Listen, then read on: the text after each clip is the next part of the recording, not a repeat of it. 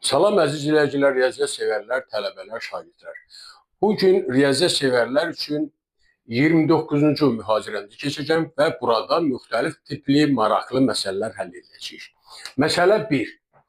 Mingəçevir dənizinin ən uzun, ən enli və ən dərin yerinin ölçüləri 75/20/40-3 nisbəti kimidir. Dənizin ən uzun yeri isə ən enli yerindən 55 kilometr artıqdır. Mingəçevir dənizinin ən uzun, ən enli və ən dərin yeri nə qədərdir? Həlli. Əvvəlcə verilən nisbəti yazaq. 75/20/40-3. Və bir burada təyin edək. Bu nisbətin birinci həddi 75. Birinci tabaq, birinci hədd, ikinci həddən neçə vahid artıqdır? 75 çıxaq 20, bu da bərabərdir 55 vahid artıqdır. İkinci tapaq, məsələdə deyilir ki, dənizin ən uzun yeri isə ən enli yerindən 55 kilometr artıqdır. Ən uzun yeri göstərən 75'dir. Bu da ən dərin yerini isə, ən enli yerini isə 20'dir. Onda buradan görünür ki, bizdə 55 metr, 55 vahid olduqda o 55 kilometrlə təyin olunur. Yəni 55 kilometri bölüb 55'ə hər nisbətin, verilən nisbətin hər vahidinin uzunluğunu tapırıq. Bu da eləyir 1 kilometr. Və üçüncü tapırıq, birinci ən uzun yeri dənizin 75 vahiddən təyin olduğundan 1 kilometri vururuq 75'ə və dənizin ən uzun yerinin uzunluğu 75 kilometr tapırıq. Dördüncü, dənizin ən enli yerini təyin edən 20'dir. Hər vahidin də uzunluğu 1 kilometr olduğundan 1 kilometr vuraq 20 bərabərdir 20 kilometr alırıq. Və 5-ci təyin edir dənizin ən dərin yerini. Ən dərin yerini 40'da 3 təyin edir. 1 kilometri vururuq 40'da 3'ə. Bu da bərabər 1 kilometri çevirirəm metrə 1000 metr. Vurulsun 40'da 3. Və bu bərabərdir 40'a hesab eləyəndə 1000'i alır 75 vuraq 3. 25 vuraq 3. Bu da bərabərdir 75 metr. Deməli, beləliklə, dənizin ən uzun yeri 75 kilometr, dənizin ən enli yeri 20 kilometr, dənizin ən dərin yeri 75 metrə bərabərdir. Məsələ 2. Südlü kisəl 92,5% yaxşılaşdırılmış süddən 10/7 nisbətində götürülmüş qənd və nişastadan ibarətdir. 1700 qram kisəl hazırlamaq üçün nə qədər süd, qənd və nişasta götürmək lazımdır? Həlli. Deməli, kiselin tərkibi süddən, nişasta və qənddən ibarətdir.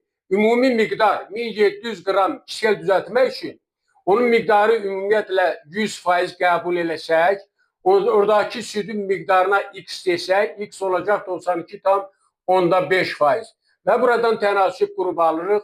1700 bölək x bərabərdir 100 bölək 92,5'ə. 100'ə ixtisar elədik. X bərabər oldu 17 vuraq 92,5. 92,5 vuraq 17. 7 5 35, 7 2 14 17. 63 64 5 2 9. 5 2 7 15. Və tapdıq ki, x südün miqdarı bərabərdir 1572,5 qram. Kiselin miqdarından südün miqdarını çıxırıq.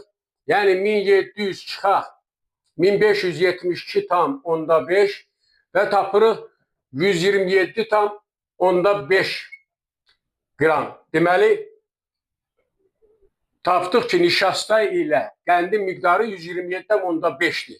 Nişastaya y desək, nişastanın miqdarına, nişastaya desək, 10/7 nisbətində qənd olduğundan qənd olacaq 10/7 y. Bu da bərabərdir 10/7 y. Qənd yazırıq buna, qənd. Və məsələnin şərtinə görə bu ikisinin cəmi 7-də 10 y bərabərdir 127-dən 10-da 5-ə. Hər iki tərəfi 7-yə vururuq. 7 y üstə gəl 10 y bərabərdir 127 tam 10-da 5. Vuraq 7. Buradan alıram 17 y bərabərdir 127 tam 10-da 5-ə. 127 tam 10-da 5 vuraq 7-yə. 17-yə ixtisar eləyək. Y bərabər olacaq 7 tam 10-da 5 vuraq 7. 7-də 5, 35, 49, 52 tam 10-da 5 qram nişasta var. Nişastanı da tapdıq. 127 tam 10-da 5-dən çıxırıq. 52 tam 10-da 5-i qəndin miqdarını tapırıq. Bu deyilir 75 qram. Beləliklə, Excelin tərkibində 1572 tam 10-da 5 qram süd, 52 tam 10-da 5 qram nişasta, 75 qram isə qənd var. Məsələ 3. 10 reklam lövhəsindən 3-ü ağ, 2-si boz, 5-i mavi rəngdədir. Bu lövhələri bir cərgədə neçə üsulla düzmək olar? Həlli. Məsələdən göründüyü kimi 10 lövhə verilib və reklam lövhəsi bunlardan 3-ü ağ, 2-si boz, 5-i mavidir. Və bura təkrarlı permutasiyanın düsturu vasitəsilə həll eləmək olar. Belə ki, düstur belə təkrarlı permutasiya PN, N1, N2 və s. NK. Bu bərabərdir N faktorial bölünsün N1 faktorial, vuraq N2 faktorial və s. NK faktorial. Burada N bərabərdir N1 plus N2 plus və s. plus NK. Və bizim məsələdə N bərabərdir 10-dur.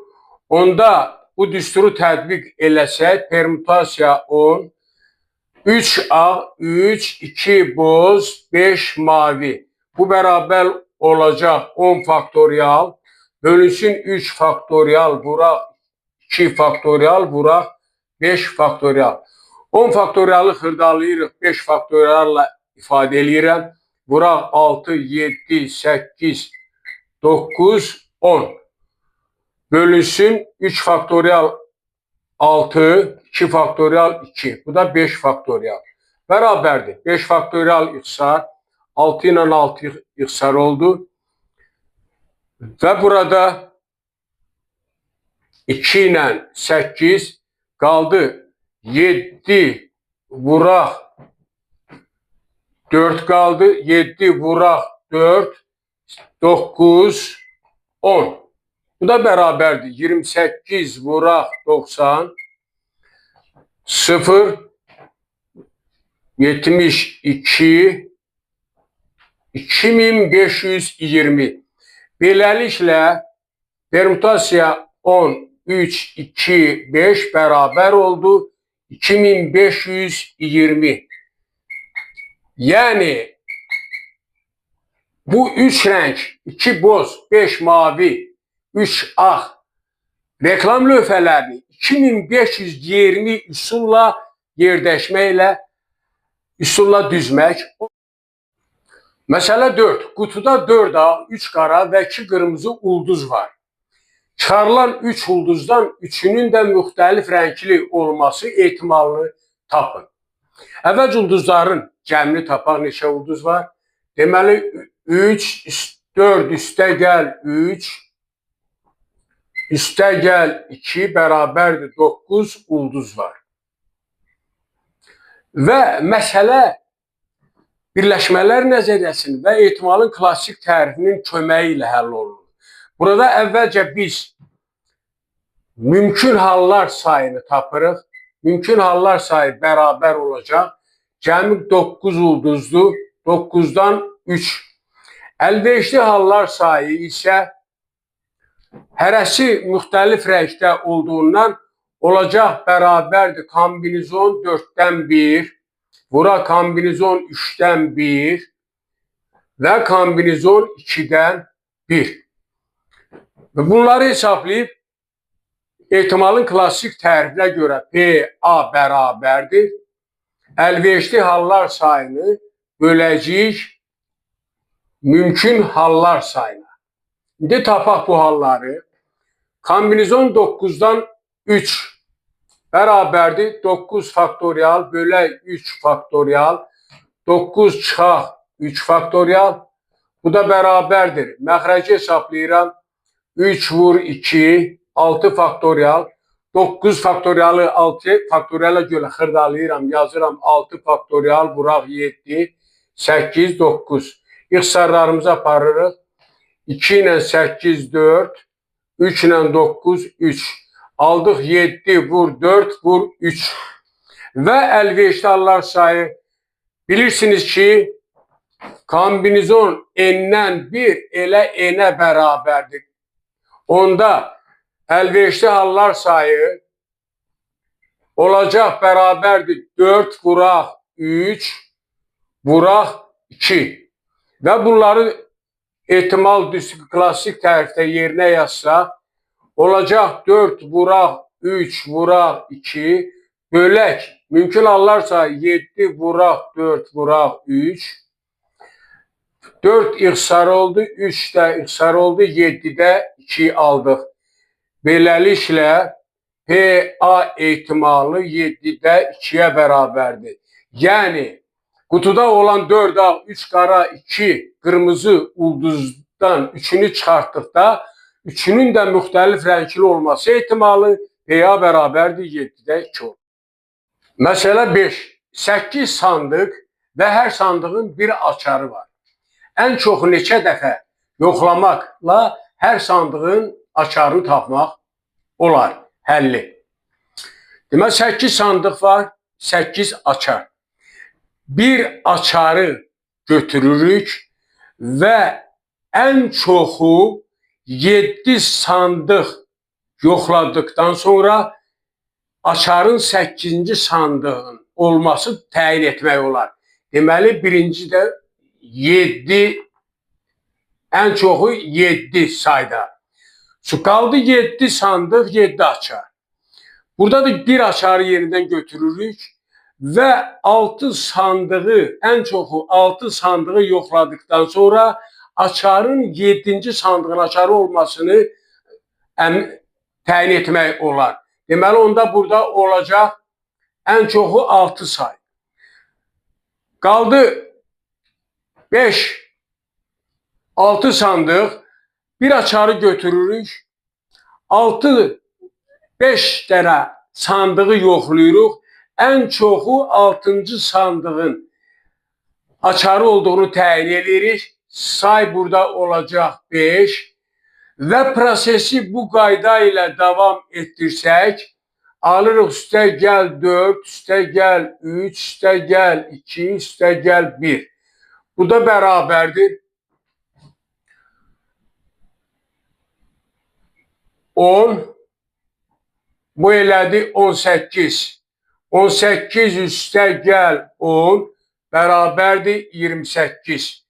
Beləliklə, məsələnin cavabı 8 sandıq və hər sandığın bir açarı varsa, ən çoxu 28 dəfə yoxlamaqla sandığın açarını tapmaq olar. Cavab 28. Məsələ 6. Dəniz suyunun tərkibində 5% duz var. 80 kiloqram dəniz suyunu nə qədər buxarlandırmaq lazımdır ki, duzluluq 20% olsun, həlli.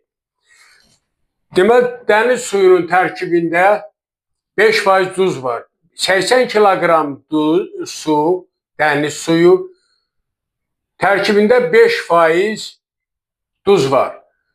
Və bunu buxarlandırırıq o vaxta qədər ki, duzluluq 20% olsun. Tutaq ki, X kiloqram buxarlandırmaq lazımdır. X kiloqram buxarlandırmaq lazımdır.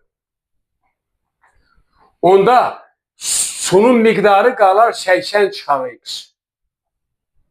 Və bunun da duzluluğu 20% olar. Buxarlanmada sunun həcmi azalır, amma duzluluq artır. Və bu məsələ tərs mütənasibliyə gəlir. Yəni burada 5% ilə 20% tənasüb quranda yer dəyişimi olur. Olacaq belə 80 bölək 80 çıxaq x 80 çıxaq x bərabərdir 20 bölək 5 alırıq. Və burada ixtisarlarımızı aparıb 80 ilə 21, 4. Buradan aldıq 4 bölək 80 çıxaq x bərabərdir 5-də 1-ə. Tənasüb kimi açırıq. 80 çıxaq x bərabərdir 4 vur 5. Aldım 80 çıxaq x bərabərdir 20-yə. Buradan da x bərabərdir 80 çıxaq 20. X bərabərdir 60 kiloqram.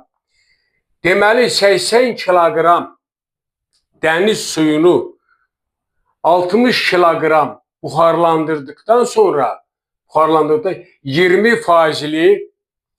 faizli qarşı dəniz suyu almaq olar. 60 cavab 60 kiloqram buxarlandırmaq lazım. Məsələ 7. Vəhşi ördək Cənub dənizindən şimala 7, vəhşi qaz isə şimal dənizindən cənuba 9 günə uçar. Onlar arasındakı məsafə 63 kilometrdir. Ördək və qaz eyni vaxtda qarşı-qarşıya uçarlarsa, neçə gündən sonra görüşərlər. Həlli. Fizikada bərabər sürətli düzxətli hərəkətdə bizə məlumdur ki, aralarındakı məsafə S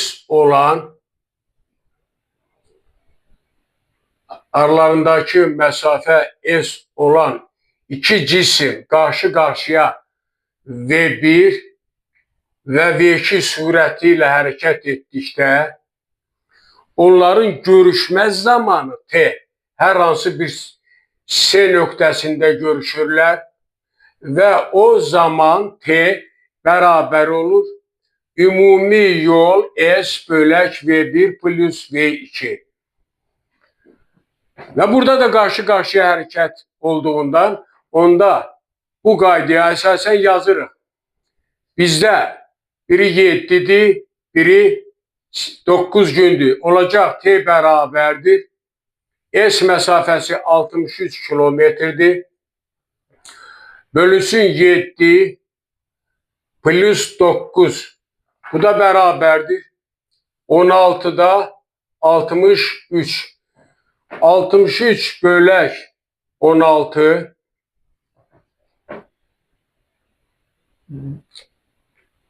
3 dəfə 18 4 13'dən 8'ini 5 1 və aldıq ki bu bərabərdir 3 tam 16'da 15'ə. Deməli vəhşi ördək və vəhşi qaz qarşı-qarşıya uçduqda 63 kilometr məsafədə qarşı-qarşıya uçduqda onların görüşdüyü zaman 3 tam 16'da 5 günə bərabərdir. Yəni vəhşi qazla vəhşi ördək 3 tam 16'da 15 gündən sonra görüşürlər. Cavab 3 tam 16'da 15. Məsələ 8. 8 eyni rəqəmlə 1000 ədədini necə ifadə etmək olar? Həlli. Yəni bizə 1000 ədədi verilir. 1000 ədədini 8 eyni rəqəmlə ifadə etmək lazımdır. Yəni 1000 bərabərdir 8 dənə eyni rəqəmlə ifadə eləmək. Bunun üçün mən əvvəlcə 1000'i sadə qruplarına ayırıram. 500, 2'ye 250, 2'ye 125, 5'e 25, 5'e böləndə 5, 5'i də 5'e böləndə 1. Deməli, onda biz alırıq ki 1000 bərabərdir 2'nin kubu vuraq 5'in kubu. Və 2'nin kubunun yerinə yazıram 8. Vuraq 5'in kubu da 125 edir. bərabərdir. Mən görürəm ki, buradan mənə məlum olur ki, 8 rəqəmin 125, 8 vuraq 125 aldım və 8 rəqəmi ilə min ifadə eləmək olar. Gəlin görək o necə olur. Bu bərabərdir. 8 vuraq 125'i yazıram. 3 üstə gəl 122. Və vurub açıram. 8 vuraq 3 üstə gəl 8 vuraq 122. Bu da bərabərdir. 8 vuraq 3. Bax, 8 vuraq 3'ü 3 dənə 8'in cəmi şəklində yazıram. Üstə gəl 8 vuraq 122'nin yerinə yazıram. 11 üstə gəl 111. 122 eləyir yenə. Və bu da bərabərdir. 8 üstə gəl 8 üstə gəl 8 üstə gəl 8 vuraq 11. 8 vuraq 11 elədi 88. Üstə gəl 8'i 111'e vuranda 888. Və bu cəmi toplayanda 1000 alınır.